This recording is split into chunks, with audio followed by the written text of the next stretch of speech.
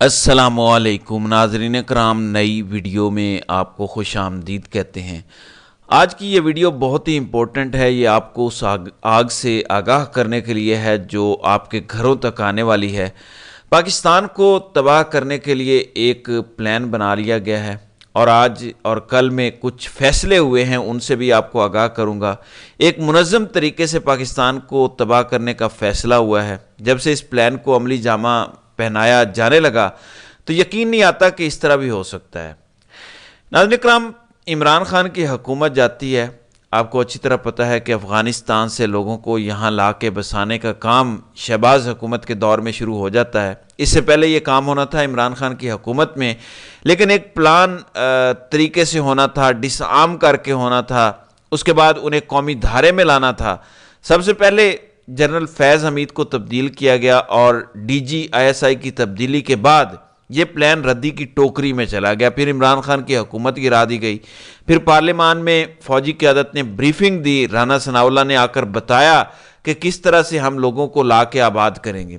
پھر باجوہ صاحب ریٹائر ہو جاتے ہیں تو ایک نئے پلان کا آغاز ہوتا ہے، اور میں یہاں سے اپنی بات کا آغاز کرنا چاہتا ہوں تاکہ آپ کو بتاؤں کہ آپ کے ساتھ ہونے کیا والا ہے۔ آپ کے ملک کو توڑنے جا رہے ہیں، آپ کو میں یہ ایڈوانس میں بتا رہا ہوں۔ پلان شروع ہوتا ہے ایک بلیم گیم سے۔ بلیم گیم کیا ہے کہ عمران خان دہشت گردوں کو پاکستان واپس لے آیا ہے۔ ہم نے بڑی مشکل سے دہشت گردی کی جنگ جیتی تھی، عمران خان کی وجہ سے دہشت گرد واپس آ گئے ہیں، اور یہ بیانیہ شروع ہو جاتا ہے عمران خان کو نکالنے کے تقریباً 1 سال بعد۔ 9 مئی سے پہلے ہی یہ بیانیہ شروع ہو گیا۔ وفاقی وزراء، بہت سارے نون لیگ کے منسٹر اس پر بات کرنا شروع کر دیتے ہیں۔ مسلسل میڈیا پہ یہی بیانیہ چلتا ہے کہ عمران خان دہشت گردوں کو لے آیا ہے۔ اچھا، پچھلے سال اس سے کچھ ماہ پہلے جب یہ لوگ آنا شروع ہو گئے اور مراد سعید بھانپ گئے تھے، تو مراد سعید نے سوات میں باقی سارے جو ہمارے قبائلی علاقے ہیں وہاں پر بڑے بڑے احتجاج کیے۔ اتنے بڑے احتجاج ہوئے کہ دہشت گردوں کو واپس جانا پڑا، کیونکہ اتنے زیادہ لوگ سڑکوں پر نکل آئے تھے کہ اس ٹائم ان کو یہاں پہ بسانا، ان کو کنٹرول دینا پہاڑوں کا ممکن نہیں رہ گیا تھا۔ شروع میں اداروں نے کہا کہ مراد سعید فساد مچا رہا ہے، جھوٹ بول رہا ہے، دہشت گردی کر رہا ہے، یعنی مراد سعید پر ہی دہشت گردی کے مقدمے ہو گئے، لیکن ثابت ہوا کہ دہشت گرد واپس افغانستان چلے گئے۔ بغیر خون کا ایک قطرہ بہائے ملک میں امن آ گیا۔ پھر یہ مراد سعید کے پیچھے پڑ گئے تاکہ اس کو اور کہا کہ اس کو چھوڑنا نہیں ہے، اس کو قتل کرنا ہے۔ وقت بچا تو میں آخر میں آپ کو مراد سعید کی تحریر بھی سناؤں گا جو بڑی امپورٹنٹ ہے، لیکن اس کے کانٹیکسٹ سے آپ کا آگاہ ہونا ضروری ہے تاکہ آپ سمجھیں کہ ہونے کیا جا رہا ہے۔ آپ کے گھروں میں آگ لگنے جا رہی ہے۔ دہشت گردوں کو جب 9 مئی کا سارا معاملہ ہو جاتا ہے، مارا ماری یہاں شروع ہو جاتی ہے، توجہ ادھر ڈال دی جاتی ہے۔ مراد سعید جیسے لوگوں کے آرڈرز جاری ہوتے ہیں کہ جہاں ملے گولی مار دو، غائب کر دو، فلاں کو بھی غائب کر دو، عمران خان کو بھی جیل میں ڈال دیا۔ اس دوران ہمارے قبائلی علاقوں میں سارے دہشت گرد علاقے جو ہیں وہ بسا دیے گئے، علاقوں میں بسا دیے گئے۔ ہماری اپنی پوری بارڈر فینس موجود ہے، ہمارے جوان بھی بارڈر پہ کھڑے ہیں، لیکن اس کے باوجود یہ سارے علاقے دہشت گردوں سے بھر جاتے ہیں۔ اب مراد سعید نہ باہر ہیں کہ وہ جلسے کر کے آ کے تقاریر کرے، لوگوں کو آگاہ کرے اور ان دہشت گردوں کے خلاف بغیر خون بہائے، بغیر گولی چلائے کوئی رد عمل دے۔ عمران خان کو بھی جیل میں ڈال دیا ہے، وہ بھی بات کرنے کے لیے موجود نہیں ہے باہر، جبکہ جو قیادت موجود ہے باہر اس کو کمپرومائز کر لیا گیا ہے۔ علی امین گنڈا پور ایپیکس کمیٹی میں موجود تھے جہاں پہ اس جنگ کے خلاف فیصلہ ہوا، اور باہر آ کے اب تک وہ گونگے ہوئے ہیں۔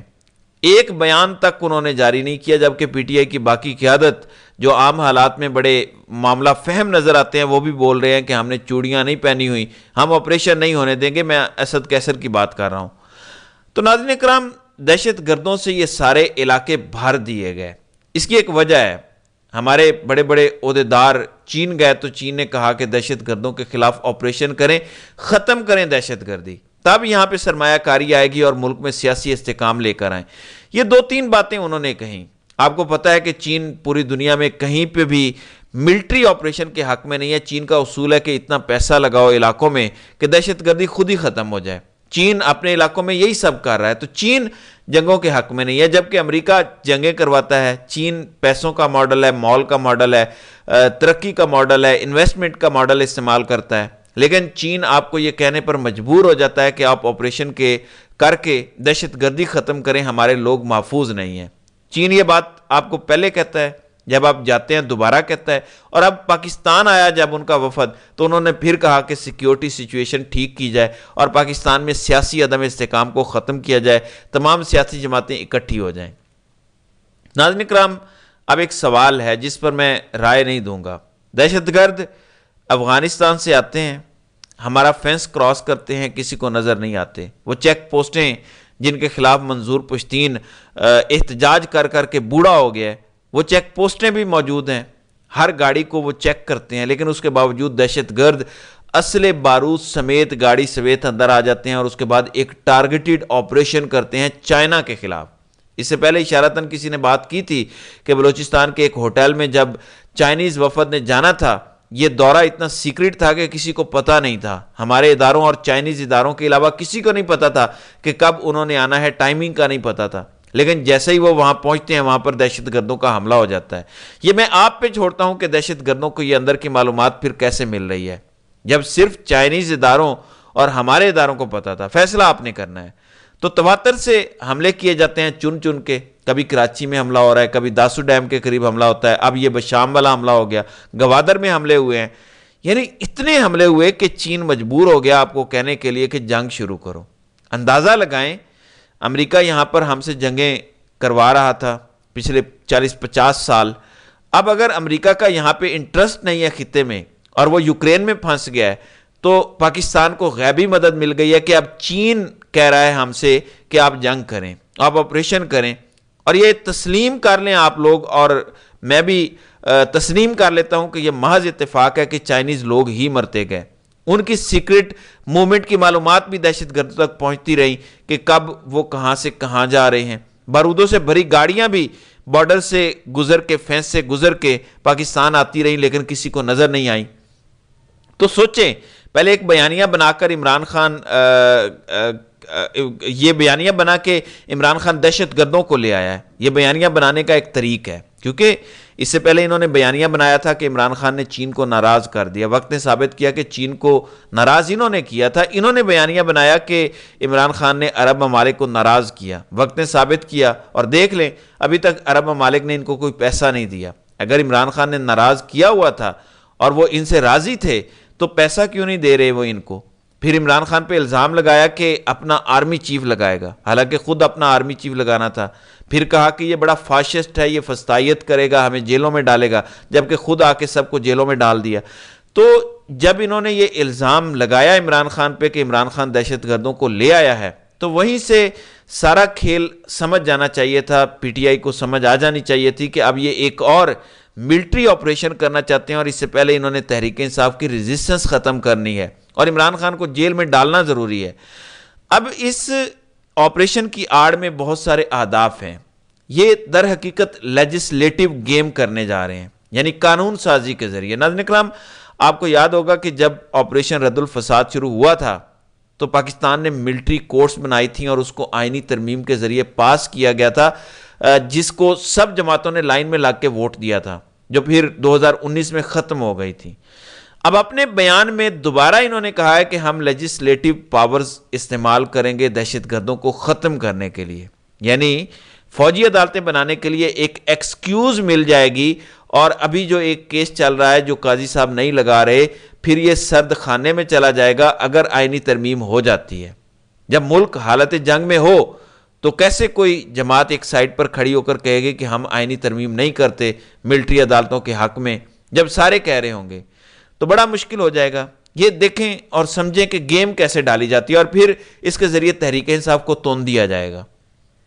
تو ناظرین کرام، اس ملٹری آپریشن سے ملٹیپل اہداف حاصل ہوں گے۔